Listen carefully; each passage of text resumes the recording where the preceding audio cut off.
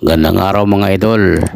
Marami na ang mga haka-haka kung saan pupunta si Rosario. Maraming nagpo-post na sa Ginebra na daw ito mapunta.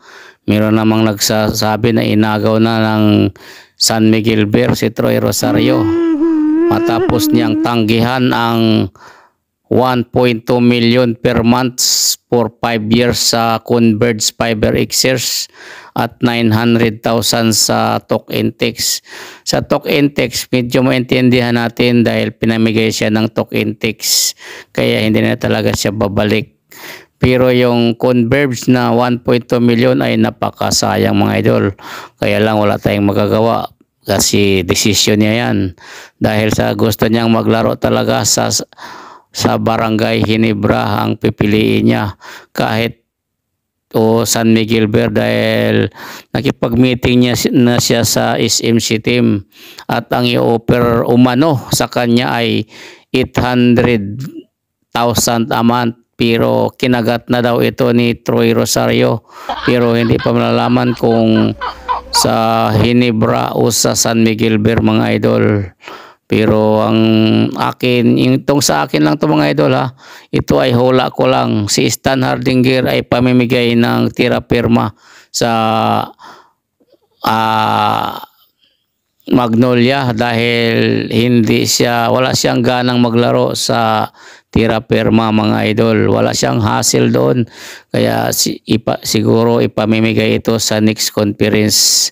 Si Troy Rosario naman ay sigurado yan sa SMC babagsak pero hindi sa San Miguel sa Ginebra mga idol.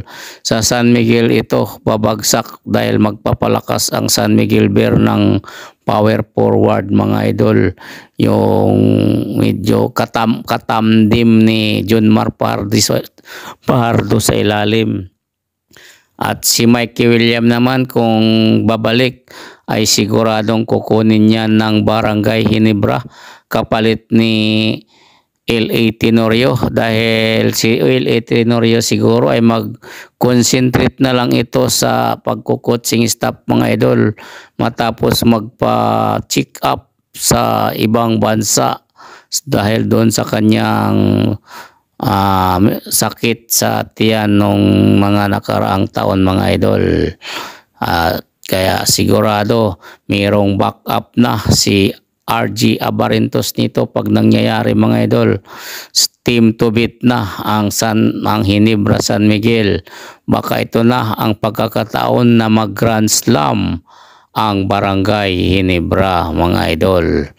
Basta ang hula ko mga idol ay si Troy Rosario ay sa San Miguel Bear ang bagsak at si Stan Hardinger ay sa Magnolia Chicken Templados. Okay mga idol, yung akin ay aking senaryo lang mga idol. Huwag niyong seryosohin mga idol. Dahil ito'y senaryo lang sa posibleng mangyayari mga idol.